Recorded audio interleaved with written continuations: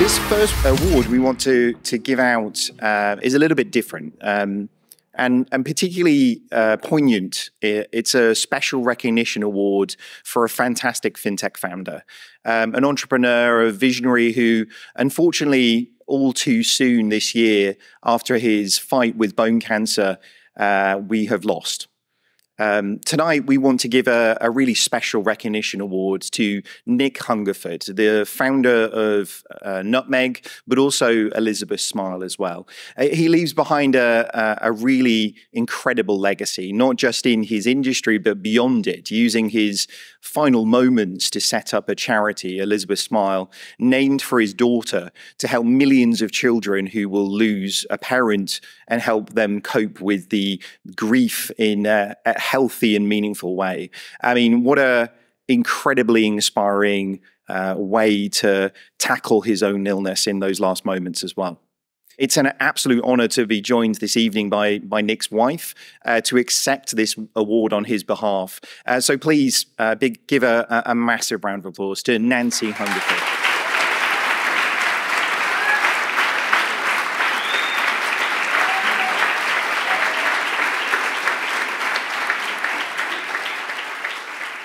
I mean, a massive thank you for joining us, and it can't be easy to do this. So I really appreciate you stepping in. But I guess for anybody who didn't know Nick, you know, I mean, he has had such an amazing impact on financial services and beyond. Obviously, what happened with Nutmeg, but what was Nick like as a founder? I mean, founders are not easy people to live with, are they?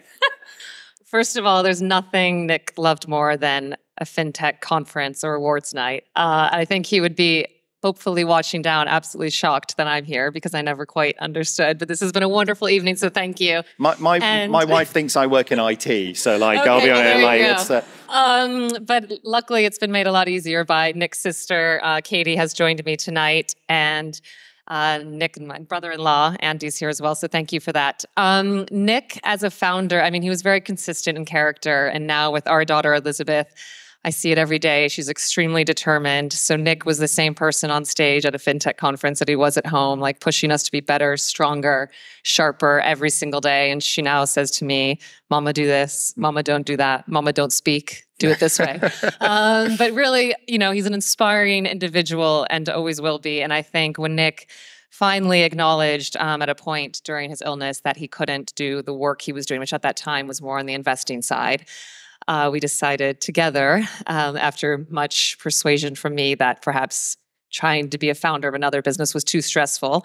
So he was investing quite a bit. And then once he decided that was a bit much, threw all of his entrepreneurial energy and might into starting Elizabeth Smile, which is wonderful for me as I live day to day trying to help our daughter in the aftermath of losing Nick. Elizabeth is almost 3, and I've learned a lot along the way, in large part thank you to Nick, who brought together an amazing amount of experts, both in the US and the UK, who are coming up with grief guides to help parents like myself understand what to say, what not to say, what to tell their teachers and their grandparents and everyone in the child's orbit as they cope with this loss. And, you know, we're constantly looking for new hospitals and organizations to partner with on the research side. And I think in the spirit of, you know, how was Nick as an entrepreneur, he set out to start Nutmeg because he saw a problem where people who were underserved in wealth management specifically, right? Either not having access to a good wealth manager or being